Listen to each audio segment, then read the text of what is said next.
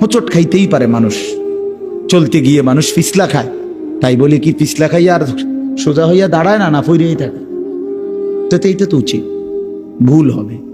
চলার পথে অনেক দিন চোখ নামায় রাখছি, আজ হয়তো নারীর প্রতি নজর পড়ে গেছে, হ্যাঁ ভুল হইতেই পারে। সবসময় সত্য বলার চেষ্টা করি, আজ হয়তো একটা ভুল বলে ফেলছি, মিথ্যা বলে, হতেই পারে। কিন্তু লাগাতার মিশা কথা বুঝছেন আমার কথাটা? প্রত্যেকদিন মিশা কথা, প্রতিদিন বুঝি মানুষের সুদ খায়, প্রতিদিন বুঝি ওজনে কম দেয়, প্রতিদিন বুঝি কাস্টমারের ঠকা। এটা কি মুসলমান? এ কেমন ধরনের পাপী?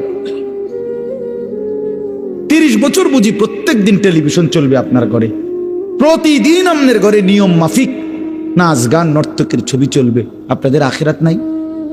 আপনার বিবি বাচ্চার আখিরাত নাই? তো এরা মরলে কোথায় যাবে? এদের পরিণতি কি হবে? আর আমি বাবা হিসাবে, অভিভাবক হিসাবে কি দায়িত্ব পালন করলাম?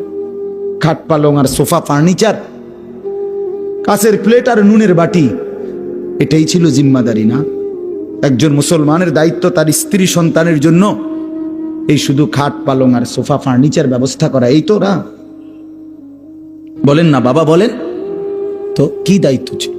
কোরআন শরীফে আছে, ওয়া'মুর আহলাকা বিস-সালাহ ওয়াসতাবির আলাইহা। আল্লাহ তাআলা বলেন, নবী আপনাকে বলছি, প্রতিটা বান্দাকে ঈমানদার বলে দেন, হে ঈমানদার, তোমরা প্রত্যেকেই নিজ নিজ পরিবারের সদস্যদেরকে নামাজের আদেশ করো।